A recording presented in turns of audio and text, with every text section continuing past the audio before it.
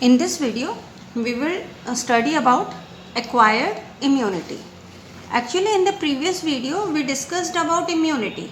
Immunity is the capability of the body to fight against diseases. That is called as immunity. Now, in the previous video only, we discussed about that immunity is of two types.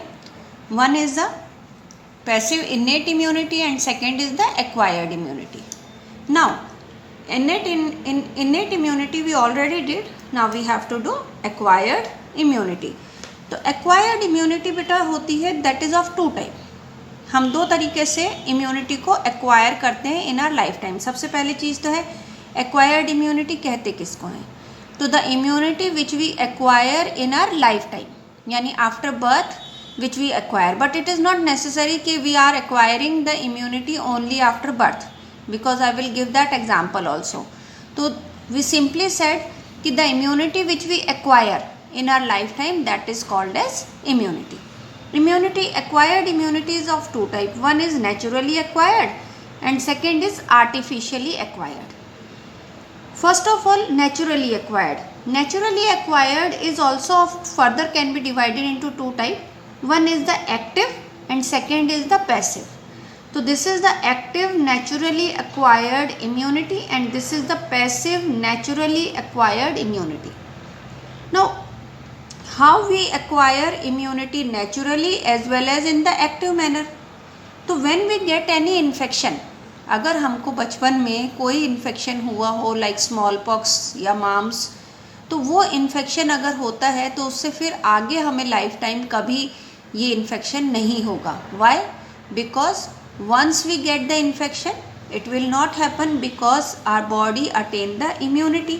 और वो immunity natural way से हुआ है क्योंकि natural तरीके से infection हुआ था बेटा, और उसकी वजह से हमने वो इम्यूनिटी एक्वायर कर ली. तो that's why it is called as the naturally acquired active immunity. Active इसलिए क्योंकि इसके अंदर हमारा इम्यून सिस्टम एक्टिव हुआ था. सेकेंड होता है when we come in contact with the pathogen. It is not necessary कि when we get the disease only then we get the active immunity, because most of the Indians usually they get immune against various diseases by the age they reaches to the 5 or 6 years. How? Because we people just play in the soil and तो soil में बेटा various pathogens are there, various bacteria are there, but their number is very less. And once we just play and come back to our home, wash our hands, so a small amount of pathogen enter into our body that activate the immune system, but that does not causes diseases. So that's why when we come in contact with the pathogen, we acquire immunity in an active manner. Now how we acquire naturally but in a passive way. Passive way यानी कि immune system को इसमें कोई काम नहीं करना पड़ा. तो इसके अंदर होता है बेटा एंटीबॉडीज़ अगर हमारी बॉडी में डायरेक्टली आ जाए तो. अब ये एंटीबॉडीज़ कैसे डायरेक्टली आएंगी बेटा? तो हम लोगों ने जब I just told you about the antibodies के हमने डिफरेंट टाइप करे थे बेटा, तो उसके अंदर जब मैंने आपको डिफरेंट टाइप की एंटीबॉडीज़ बताए थे तो मैंने आपको बताया था बेटा कि some of the antibodies, some of the यानी only one antibody can passes from the mother to the fetus, है ना, मदर से फीटस में पहुंचती है थ्रू प्लेसेंटा. और इसी तरह से मैंने आपको बताया था कि that is the antibodies also present in the colostrum. Colostrum में प्रेजेंट होती है. Colostrum is the initial yellow colour milk secreted by the mother after parturition. तो वो जो एंटीबॉडीज़ प्री फॉर्म्ड एंटीबॉडीज़ पहले से बनी हुई एंटीबॉडी है मदर की बॉडी में, और वो जब यहाँ पे फीटस में और यहाँ पे इन्फेंट में आती है तो that is called as passive immunity. और क्योंकि नेचुरली आ रही है that's why it is called as passive naturally acquired immunity. Now the immunity acquired immunity we can acquire the immunity artificially also. अब आर्टिफिशियली हम कैसे एक्वायर करेंगे बेटा? उसमें भी दो पार्ट्स हैं. Either we acquire immunity artificially by the active method, है ना. तो एक्टिव मेथड में क्या होता है बेटा? वैक्सीन्स, जो वैक्सीनेशंस होते हैं या इम्यूनाइजेशन जिस प्रोसेस को कहते हैं, तो वैक्सीन्स जब दी जाती है तो we acquire immunity, but as vaccine क्या है बेटा, वैक्सीन्स आर द डेड और the weakened pathogen attenuated. Attenuated का मतलब होता है वीकेंड, वीकेंड वो नहीं सप्ताह का एंड नहीं बेटा, वीकेंड यानी वीक कर दिया जाता है जिसको, यानी उसको वो इफेक्ट नहीं कॉज करता, बट इट में initiate the immune system to do its work. It does not causes disease, इतना वीक कर दिया जाता है कि वो डिजीज़ कॉज नहीं करता, लेकिन इम्यून सिस्टम एक्टिव हो जाता है to produce memory cells as well as antibodies against it. तो बाय द वैक्सीनेशन, अब वो वैक्सीनेशन में डिफरेंट वैक्सीन्स हैं बेटा, जैसे हम कहते हैं कि BCG for the tuberculosis, OPV oral polio vaccine for the poliomyelitis के लिए होता है बेटा। इसके अलावा DPT जो है ये 3 डिजीज़ के लिए रिस्पॉन्सिबल होती है, diphtheria, pertussis and tetanus. Okay, diphtheria, pertussis and tetanus. तो these are all the mode by which we get the artificially active immunity. ठीक है, we acquire immunity but artificially, but in active manner, मतलब यहाँ पे भी हमारे immune system को active होना पड़ रहा है, लेकिन एक्टिव करने के लिए हम आर्टिफिशियली उसमें पैथोजन को इंट्रोड्यूस करवा रहे, नेचुरली पैथोजन हमारी बॉडी में नहीं आ रहे। सेकेंड होता है पैसिव आर्टिफिशियल एक्वायर्ड इम्यूनिटी। तो यहाँ पे पैसिव का मतलब ये है कि प्रीफॉर्म्ड एंटीबॉडीज बेटा, नेचुरली पैसिव में प्रीफॉर्म्ड एंटीबॉडीज मदर्स की बॉडी से आए थे, यहाँ पे भी प्रीफॉर्म्ड एंटीबॉडीज आएंगी। प्रीफॉर्म्ड का मतलब है पहले से बनी हुई एंटीबॉडीज। तो preformed antibodies are injected in the body of the person. अब ये जो क्यों इंजेक्ट की जाती है, कुछ डिजीजेज ऐसी होती हैं बेटा विच आर फेटल मतलब जिससे डेथ हो सकती है। तो अब अगर उन डिजीज़ के लिए हम सोचें कि वो पैथोजन बॉडी में एंटर हो गए हैं, ठीक है, our immune system will work and we get the disease and then next time subsequent encounter पे हमें वो डिजीज़ नहीं होगी, तो बेटा ऐसा नहीं है, तब तक तो इंसान का राम नाम सत्य हो जाएगा। तो जैसे डॉग बाइट, तो rabies is a total fatal disease. Snake bite, सांप का अगर पॉइजनस स्नेक है और उसके बाइट से, तो वेनम जो होता है, venom is the snake poison is known as venom. उससे बचने के लिए immediate pre formed antibodies are injected in the body. जब कोई कुत्ता काट लेता है तो बेटा 14 इंजेक्शंस लगाते हैं ना, कहते 14 इंजेक्शंस लगते हैं। नाउ डेज तो ओनली 5 और 6 injections has to be used. तो वो जो इंजेक्शंस लगाए जाते हैं, अगर हमारे कहीं सड़क पे लग जाती है, चोट लग जाती है, लोहे से लग जाती है, तो हम डॉक्टर के पास जाते हैं टेटनस का इंजेक्शन लगवाने। वो बेटा टेटनस का इंजेक्शन नहीं, टेटनस तो डिजीज़ है। हम लोग एंटी टेटनस क्या लगवाने जाते हैं, एंटी टेटनस इंजेक्शन लगवाने जाते हैं, यानी टेटनस के against pre formed antibodies. Okay, तो that is acquired immunity is of 2 type. Now we come on to the next the same topic, that is the active immunity. अब active immunity क्या है, as I told you earlier also, when a host मतलब जिसकी body में, when a host is exposed to antigen। अब antigen क्या होते हैं बेटा, एंटीजन यानी कि जो एंटीबॉडी जनरेट करे, उनके लिए वर्ड यूज होता है एंटीजन। अब सिंपली आप एंटीजन का मीनिंग समझिए बेटा। एंटीजन को अगर हम ब्रेक करें तो सिंपली होता है एंटी से एंटीबॉडी, जन से जनरेटिंग। एक मीनिंग तो हम ये निकाल सकते हैं, एक होता है एंटी मतलब होता है अगेंस्ट, और जन मतलब जनरेटिंग। यानी अगर कोई चीज़ अपने ही अगेंस्ट जनरेट करवाए तो उसको एंटीजन कहेंगे, और अपने अगेंस्ट क्या जनरेट करवाए बेटा, अगर वो अपने अगेंस्ट एंटीबॉडीज़ जनरेट करवाए तो उसे भी एंटीजन कहा जाता है। अब एंटीजन होता क्या चीज़ है बेटा, तो जैसे सपोज मैं कहती हूँ ये bacteria, this bacteria act as a antigen. तो अब इस बैक्टीरिया का क्या पार्ट एंटीजन की तरह काम करेगा, तो एक्चुअली जो बैक्टीरिया की वॉल होती है उस पर जो स्पेसिफिक प्रोटीन प्रेजेंट होता है, पूरे बैक्टीरिया को आइडेंटिफाई नहीं करता हमारा इम्यून सिस्टम। हमारा इम्यून सिस्टम केवल जो इसके ऊपर स्पेसिफिक प्रोटीन प्रेजेंट होते हैं उसको आइडेंटिफाई करता है, और जब उसको आइडेंटिफाई करता है तो यहाँ पे ये जो प्रोटीन है इस बैक्टीरिया का, that act as antigen. Okay, ये किसकी तरह काम करेगा बेटा? एंटीजन की तरह काम करेगा इस बैक्टीरिया का protein. And then this initiate our immune system to produce antibodies against them. तो मैंने यहाँ पे क्या कहा बच्चे कि when a host is expose to the antigen which, अब वो एंटीजन क्या क्या हो सकते हैं बेटा? या तो इन द लिविंग फॉर्म, कोई भी लिविंग फॉर्म में हो, यानी पैथोजन हमारी बॉडी में एंटर कर गए, या फिर डेड माइक्रोब्स, उस माइक्रोब्स का डेड पार्ट भी है तो भी बेटा उसमें प्रोटीन तो है, और अदर प्रोटीन यानी जो उसके प्रोटीन पार्ट है। अब antibodies are produced in the host body, तो जब ये एंटर करेंगे कोई भी antigen either in the living form और इन द डेड माइक्रोब और इन द प्रोटीनिशियस फॉर्म, तो then the antibodies are produced in the body. अब जब ये एंटीबॉडीज प्रोड्यूस हो गई तो this type of immunity is called as active immunity. This active immunity जो होती है बेटा, it is a slow immunity, यानी स्लो प्रोसेस है, एंड इट टेक्स टाइम।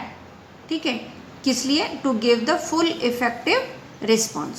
शुरुआत में पूरा इफेक्टिव रिस्पॉन्स देने के लिए ये स्लो प्रोसेस है, बट ऑन सब्सिक्वेंट एनकाउंटर, ये वर्ड कई जगह आएगा बेटा, सब्सिक्वेंट एनकाउंटर।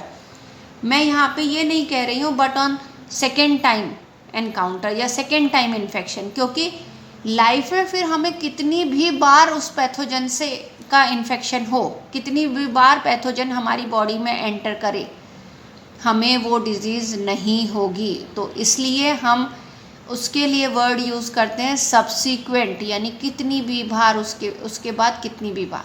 तो सब्सीक्वेंट एनकाउंटर अगर होता है तो then it will act in a very rapid manner because they have the memory cells, they do not take time, बिल्कुल टाइम नहीं लगाते हैं, and they just destroy the pathogen. Actually बेटा first one thing I just want to tell you, antibodies खुद किल नहीं करती, antibodies खुद किल नहीं करती। हम ये कहते हैं कि antibodies kill the pathogen, antibody kill the pathogen. Actually they do not kill the pathogen but they make the pathogen to kill. वो पैथोजन को इस तरह से कर देती है, या तो उनको सबको इकट्ठा कर देती हैं, इकट्ठा करके बाकी जो लिम्फोसाइट्स होते हैं या फैगोसाइटोसिस होती है या बहुत सारे प्रोसेसेस हैं, ऑप्सोनाइजेशन होता है या फिर नेचुरल किलर सेल्स होती हैं, वो सब उनको किल कर देते हैं। तो कहने का मीनिंग ये है कि एक्टिव इम्यूनिटी में जो primary, it is a slow process and it takes time to get fully effective response, but once it get effective then ये आगे सब्सिक्वेंट एनकाउंटर में it is very good for us. Next we come on to that passive immunity. अब हम आते हैं next passive immunity. अब बेटा passive immunity क्या है ना? तो passive immunity is the immunity which our body get directly. तो पैसिव इम्यूनिटी में हम लोग क्या बोलते हैं? द रेडीमेड एंटीबॉडीज़, पहले से बनी हुई, या फिर मैं वर्ड यूज़ कर सकती हूँ प्री फॉर्म्ड, पहले से बनी हुई एंटीबॉडीज़। तो pre formed antibodies are directly given to protect the body. Directly दिया जाता है बेटा to protect against the foreign agent. किसी भी फॉरेन एजेंट के अगेंस्ट अगर प्री फॉर्म्ड एंटीबॉडीज़ डायरेक्टली दी जाती है होस्ट की बॉडी में तो उसे क्या कहा जाता है? Passive immunity. पैसिव इम्यूनिटी में बेटा हम लोग वो अगेन आई एम जस्ट, क्योंकि हम लोग ये कौन सी पैसिव इम्यूनिटी कर रहे हैं, I am just talking about the, this is the natural passive immunity. This is the example of the natural passive immunity. तो इसके अंदर colostrum is a yellowish fluid secreted by the mother during the initial days of lactation, है ना। और उनके अंदर abundant कौन सी वाली एंटीबॉडीज़ होती है? IgA। कई जगह ये एंटीबॉडीज़ ना लिख करके बेटा the term is given immunoglobulin, meaning is same. IG के लिए ही स्टैंड होता है, I for immuno, G for globin. तो इम्यूनोग्लोबिन A, तो immunoglobulin A is present, abundantly present. वैसे ये टीयर में भी प्रेजेंट होती है, सलाइवा में भी प्रेजेंट होती है, but it is present in the milk also. तो वो होता है IgA। सेकेंड होता है बेटा the fetus also receive antibody, that is the IgG। I told you earlier also, from their mother through the placenta during pregnancy. Now we come on to the next topic, that is vaccination and immunization. Vaccination and immunization क्या है बेटा? तो vaccination क्या है? तो सबसे first आता है व्हाट इज वैक्सीन एक्चुअली। तो vaccine is a preparation of the antigenic protein. या तो हम एंटीजेनिक प्रोटीन का प्रिपरेशन कर रहे हैं या प्रिपरेशन ऑफ द पैथोजन, या तो पैथोजन का प्रोटीन ले रहे हैं या कंप्लीट पैथोजन ले रहे हैं, डेड और वीकेंड। ठीक है, और वो पैथोजन कैसा ले रहे हैं? आइदर इनएक्टिवेटेड और वीकेंड पैथोजन। अब बात आती है कि जब वैक्सीन दी जाती है तो that process is called as vaccination. अब वैक्सीनेशन या इम्यूनाइजेशन, जब हम वैक्सीन देते हैं तो the individual get vaccinated and it become immune, and this process is called as immunization, means after giving vaccine or giving of vaccine is called as vaccination। अगर मैंने DPT का injection लगवाया है तो मतलब वैक्सीनेशन हुआ है, और उसकी वजह से मेरी बॉडी क्या हो गई है बेटा? इम्यून हो गई है, तो that process is called as immunization. तो actually some of the person this think that it is a correlated term, actually correlated है बट सिमिलर नहीं है। जब इम्यून हो जाते हैं तो इम्यून होने का process is called as immunization and giving of the vaccine is called as vaccination. अब वैक्सीनेशन या इम्यूनाइजेशन किस पर बेस्ड है? Immunization, the principle of immunization या वैक्सीनेशन बेस्ड है on the property of memory of the immune system. यानी हमारा immune system उस चीज़ की क्या रखता है? मेमोरी रखता है कि भाई ये तो पैथोजन था, ये तो प्रोटीन है जिसके अगेंस्ट हमने पहले भी एंटीबॉडीज़ बनाई थी, ये मेमोरी सेल्स है, now again we have to make. तो ये हो जाता है बेटा। अब आता है कि हाउ वैक्सीन वर्क कैसे करता है हमारी बॉडी में। तो that I will explain you by making a flow chart. तो सिंपली बेटा, जब भी वैक्सीन इंट्रोड्यूस किया जाता है इन द बॉडी, है ना, यहाँ पे सिंपली है हाउ वैक्सीन वर्क कैसे करता है? When a vaccine is introduced into the body, okay. अब वैक्सीन क्या हो सकता है बेटा? वैक्सीन हो सकता है माइल्ड डोज ऑफ पैथोजन, हो सकता है वीकेंड, है ना, जो वीक हो गया हो, पैथोजन हो सकता है, या एंटीजेनिक प्रोटीन भी हो सकती है। वो कोई भी फॉर्म हो सकता है वैक्सीन में। जब इंट्रोड्यूस करा जाता है बॉडी में तो हमारा immune system start producing antibodies. तो the antibodies produce in the body against this antigens. इन एंटीजेंस के अगेंस्ट एंटीबॉडी बनने लगती है। जब एंटीबॉडीज़ बनती है तो बेटा उसके साथ साथ में memory B cells and T cells are also formed. Okay, antibodies तो बन रही है to finish that pathogen, to kill that pathogen, but साथ में वो मेमोरी सेल्स भी बना रहे हैं, मेमोरी बी सेल्स और memory T cells. What are these B and T cells? That I will discuss with you. अब ये मेमोरी बी सेल्स और टी सेल्स जब बन जाती है बेटा, तो उस टाइम में तो जब ठीक है, क्योंकि वीक था पैथोजन, माइल्ड डोज था बेटा, या फिर केवल प्रोटीन था, तो कोई डिजीज नहीं होती। But in future whenever any of the pathogen enter into the body of the host, अगर नेक्स्ट टाइम कोई भी पैथोजन, कोई भी यानी जिसके अगेंस्ट हमने वैक्सीनेशन लिया हुआ है, वो अगर पैथोजन एंटर करता है होस्ट में, तो ये कहा जाता है कि now during the actual infection, जब एक्चुअली इन्फेक्शन हुआ तो ये जो मेमोरी और B cell and T cell जो प्रोड्यूस हुई थी, तो these memory B cells and T cell recognise the pathogen को रिकॉग्नाइज कर लेंगे, और रिकॉग्नाइज करते ही दे प्रोड्यूस अ मैसिव मतलब बहुत ज़्यादा production of antibodies to kill the pathogen. In the previous topic only I told you, एक जो प्लाज्मा सेल होती है वो 1 सेकेंड में 2000 एंटीबॉडीज़ बनाती है ना, पर सेकेंड।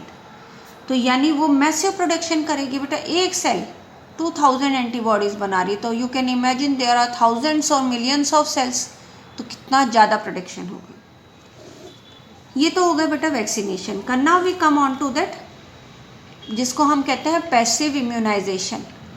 अब आता है why sometime the pre formed antibodies are injected, कभी कभी पहले से बनी हुई एंटीबॉडीज़ क्यों इंजेक्ट की जाती है। तो as I told you earlier, in case of the deadly pathogen, अगर हमारी बॉडी में या होस्ट की बॉडी में डेडली पैथोजन आता है, डेडली मतलब जिसकी वजह से फेटल हो, फेटल मतलब डेथ हो जाए, तो if a person is infected with some deadly micro, तो उसके लिए क्या चाहिए बेटा, क्विक इम्यून रिस्पॉन्स चाहिए, इमीडिएट। हम ये नहीं कि मेमोरी सेल्स हैं वो बनाएंगी, नो, इमीडिएट इम्यून रिस्पॉन्स चाहिए, जैसे कि टेटनस में। इसीलिए whenever we get any wound due to the iron और when get wound on the road, तो अगर हमको सड़क पे या कहीं पे भी लग जाती है तो we immediately go to the doctor for the anti tetanus. लेकिन हम सिंपली जाके क्या कहते हैं, डॉक्टर ने टेटनस का इंजेक्शन लगाया। बेटा टेटनस का इंजेक्शन लगा देते हैं ना तो बचते नहीं अपन लोग। टेटनस नहीं होता, वो एंटी टेटनस होता है, यानी टेटनस के against pre formed antibodies. Okay, तो और ऐसे ही बेटा in case of snake bite also the pre formed antibodies are given against the snake venom. Snake poison को वर्ड यूज़ किया जाता है snake venom because it is proteinaceous in nature. तो snake venom, this I will tell you the story of this also, okay, when I'll take Zoom class, just मुझे एक बार याद दिला देना। तो बेटा स्नेक बाइट के केस में प्री फॉर्म्ड एंटीबॉडीज़ दिया जाता है, that is called as snake venom के अगेंस्ट, क्योंकि वो डेडली है। तो इस तरह से जब प्री फॉर्म्ड एंटीबॉडीज़ दी जाती है तो उस इम्यूनाइजेशन को कहा जाता है पैसिव इम्यूनाइजेशन। तो सिंपली क्वेश्चन आ सकता है बेटा, what do you mean by passive immunization. तो सिंपली आप कह सकते हो when pre formed antibodies are directly injected into the host body against the deadly pathogen, that is called as passive immunization. Mother से जो मिल रहा है वो पैसिव इम्यूनिटी मिल रही है, उधर हम ये नहीं कह रहे हैं। कोलोस्ट्रम से जो मिल रहा है वो पैसिव इम्यूनिटी मिल रही है, वहाँ पे हम पैसिव इम्यूनाइजेशन वर्ड नहीं कहेंगे कि बच्चे का पैसिव इम्यूनाइजेशन हो गया, वो तो मिल रही है, वो नेचुरल है। हम जब आर्टिफिशियली देते हैं तो that is called as passive immunization. Okay, next we come on to the topic कि अब ये जो वैक्सीन्स बनती हैं, how this vaccines are obtained. तो बेटा पहले क्या करा जाता था, डेड पैथोजन को लिया जाता था, उसके डोज को माइल्ड किया जाता था या फिर उसको पार्टली डेड कर दिया जाता था और फिर उससे वैक्सीन बनाई जाती थी। But nowadays due to the recombinant DNA technology, we already studied about the recombinant DNA technology, आपके दिमाग में बिल्कुल आ गया होगा कि हम एंटीजेनिक प्रोटीन बनाने के लिए जीन कलेक्ट कर सकते हैं उस पैथोजन से, उसको इंट्रोड्यूस कर सकते हैं इन the body of the bacteria और द यीस्ट, और फिर यीस्ट या बैक्टीरिया उस पैथोजन का यानी कि उस पैथोजन का एंटीजेनिक प्रोटीन बनाएंगी, और जब वो प्रोटीन बनाएंगी तो that can be used as a vaccine. अब वो प्रोटीन हम इंसर्ट करवा रहे हैं, उससे केवल इम्यून सिस्टम एक्टिव हो रहा है, कभी भी किसी भी हालत में उससे डिजीज़ नहीं हो सकती, तो उसका ये एडवांटेज है। तो रिकॉम्बिनेंट डीएनए टेक्नोलॉजी क्या करता है बेटा, allowed the production of antigenic polypeptide, यानी एंटीजेनिक प्रोटीन बनाने में हेल्प करता है। कहाँ पे बेटा, बैक्टीरिया में बना सकते हैं, जैसे इकोलाई में हम लोगों ने इंसुलिन का प्रोडक्शन कैसे होता है, ए पॉलीपेप्टाइड और B polypeptide, I told you. तो बैक्टीरिया और यीस्ट में अब जब ये they act as a factory. तो जब ये, और फिर हम क्या करते हैं बेटा, उसकी सिंपली हमने पढ़ा था ना कि दैट इज़ बायोरिएक्टर्स होते हैं, तो उन्हीं बायोरिएक्टर्स में इनको ग्रो किया जाएगा। तो we get this antigenic polypeptide at a large scale, तो this lead to the large scale production, और जब लार्ज स्केल प्रोडक्शन होएगा तो ग्रेटर अवेलेबिलिटी होएगी, और उसकी वजह से this vaccine can be available to each and every person those who required. For example hepatitis B vaccine, ये क्वेश्चन बेटा बोर्ड में भी आ सकता है, नीट में भी आ सकता है कि which vaccine is produced by the recombinant DNA technology. तो the answer will be hepatitis B vaccine is used, किस में से प्रोड्यूस हो रहा है बेटा, यीस्ट से प्रोड्यूस किया जा रहा है, ठीक है। Next we come on to the allergy. Now what is allergy? Allergy अगर मैं सिंपली कहूँ तो एक वर्ड होता है exaggerated response of the immune system against any antigen.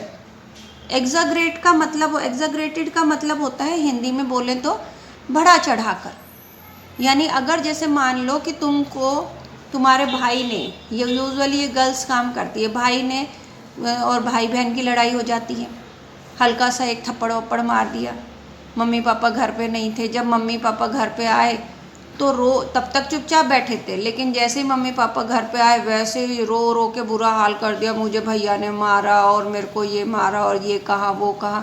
तो मम्मी पापा का रिस्पॉन्स क्या होएगा? अल्टीमेटली भैया की पिटाई। तो वो हो जाता है एग्जैगरेटेड। तो यहाँ पे एग्जैगरेटेड यानी बढ़ा चढ़ा के जब रिस्पॉन्स होता है हमारा इम्यून सिस्टम का, किसके अगेंस्ट? उन एंटीजेंस के अगेंस्ट जो ऑलमोस्ट हार्मलेस होते हैं, उन एंटीजेंस के अगेंस्ट जो हार्मलेस है, जो हार्म कर ही नहीं रहे। अगर उन एंटीजेंस के अगेंस्ट एग्जैगरेटेड रिस्पॉन्स होता है हमारा इम्यून सिस्टम का, तो then it is called as allergy. जैसे कई लोगों को डस्ट से एलर्जी होती है। अब धूल बेटा does not causes any disease, है ना, डस्ट में जब तक पैथोजन नहीं होंगे तब तक वो डिजीज़ कॉज नहीं करेगी। लेकिन सम ऑफ द पीपल जैसे ही वो डस्ट के कांटेक्ट में आते हैं they start sneezing, running nose हो जाता है बेटा, तो वो एलर्जी है। तो allergy is what we have to write it in this manner only, the exaggerated response of the immune system to certain antigen which is present in the environment is called allergy. अब allergy जो create करते हैं they are called as allergen. तो the substances which produce such exaggerated response are called as allergen. अब जब allergen आते हैं बेटा, यानी कि कोई भी वो डस्ट पार्टिकल हो सकते हैं, पोलन ग्रेन हो सकते हैं, एनिमल डेंडर्स मतलब एनिमल्स के जो बारीक बारीक बाल होते हैं, जैसे डॉग्स की बॉडी पे, कैट की बॉडी पे होते हैं, उन्हें एनिमल डेंडर्स कहते हैं। जब ये हमारी बॉडी में आ जाते हैं, अगर person is allergic to them, तो IgE एंटीबॉडी प्रोड्यूस होती है बेटा। और मैंने पहले भी बताया था IgE antibody is responsible for the allergic reaction. तो that these antibodies are produced against the allergen. अब एलर्जन कौन कौन हो सकते हैं बेटा? Allergen can be mites in the dust के अंदर बहुत छोटे छोटे इंसेक्ट्स प्रेजेंट होते हैं, उन्हें माइट्स कहा जाता है। Pollen grain, animal dander, these they all can be the allergy. अब आता है कि एलर्जी अगर जो आता है एग्जैगरेटेड रिस्पॉन्स होता है तो उससे होता क्या है बेटा? तो दैट इज सिम्टम्स। अब व्हाट आर द सिम्टम्स? अब symptoms of the allergy is the sneezing, watery eyes, आँखों में से पानी बहने लगता है, रनिंग नोज से पानी बहने लगता है, even in some case difficult in breathing, और कभी कभी तो ब्रीदिंग इतना डिफ़िकल्ट हो जाता है that is called as anaphylactic shock, है ना, एनाफाइलेक्टिक शॉक दैट में results into the death of the person. अब आता है कि एलर्जी का रीज़न क्या है बेटा, क्यों हमारी बॉडी में ये रिस्पॉन्स होते हैं? तो जब कोई भी हार्मलेस एंटीजन के अगेंस्ट हमारा इम्यून सिस्टम एक्टिव होता है, तो वो बेटा मास्ट सेल, आप लोगों ने 11th स्टैंडर्ड में पढ़ा था बेटा, mast cell releases histamine and serotonin, and histamine and serotonin जो होता है that is responsible for the allergic symptom, allergic symptoms के लिए रिस्पॉन्सिबल होते हैं। तो ये केमिकल्स कॉजेज द एलर्जी। तो अगर हमें एलर्जी से अपने आप को प्रोटेक्ट करना है, if a person is getting the symptoms of this allergy और उसको उन सिम्टम्स को सबसाइड करना है, तो उसे क्या लेना पड़ेगा बेटा? उसे ये हिस्टामिन के अगेंस्ट और सेरोटोनिन के अगेंस्ट लेना पड़ेगा। तो usually how the allergy has been treated? Allergy can be treated by given antihistamine और in extreme cases the epinephrine has to be given. और क्या दिया जाता है बेटा? एपिनेफ्रिन दिया जाता है। तो सिंपली हम कहेंगे how allergic reaction can be reduced? तो by using certain drugs like antihistamine और एड्रेनलिन, एड्रेनलिन कह लो या एपिनेफ्रिन कह लो, थिंग इज सेम, वो क्विकली रिड्यूस कर देते हैं the symptoms of the allergy. अब ये तो हो गया बेटा एलर्जी। अब एलर्जी डिटेक्ट कैसे करें? जैसे कई लोग कहते हैं ना भाई हमारे एलर्जी का टेस्ट हुआ, तो डिटेक्ट कैसे किया जाता है कि भाई इस पर्सन को इस चीज़ से एलर्जी है?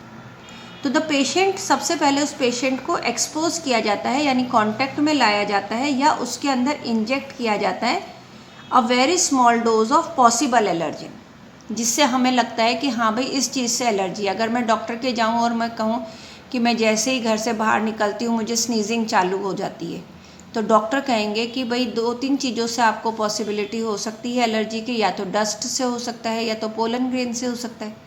तो first they introduce a small amount of, जैसे माइट्स या डस्ट को इंट्रोड्यूस करेंगे थ्रू द नेज़ल पैसेज। अगर बहुत माइल्ड डोज, अगर उसके अगेंस्ट रिस्पॉन्स शो किया तो I am allergic to that, या फिर they just bring me in contact with the pollen grain. अगर उस पोलन ग्रेन से एलर्जी है तो मुझे पोलन ग्रेन से पता लगेगा। तो small dose of possible allergen को कॉन्टेक्ट में लाया जाता है बेटा और उसकी रिएक्शन को स्टडी की जाती है। Okay, now one more thing is there, Nowadays more and more children from the metro cities are suffering from allergy। आजकल बहुत बच्चे एलर्जी से सफ़र कर रहे हैं और ख़ासकर मेट्रो सिटीज़ में, जिसकी वजह से अस्थमा बहुत ज़्यादा हो रहा है। तो what is the reason behind that? तो एक्चुअली बेटा बचपन में, यानी because of the protected environment provided early in the life, बचपन में अगर बच्चों को बहुत ज़्यादा neat and clean environment, protected environment में रखा जाए, बाहर सॉइल में नहीं ले जाया जाए, बाहर सराउंडिंग में बहुत ज़्यादा नीटनेस क्लीनलीनेस रखी जाए, तो then they become more sensitive to the environment. और जब वो मोर सेंसिटिव हो जाएंगे तो they will be more allergic to the harmless substances. So this is about the allergy. In the next video we will talk about the autoimmunity and the immune system in the body. Thank you.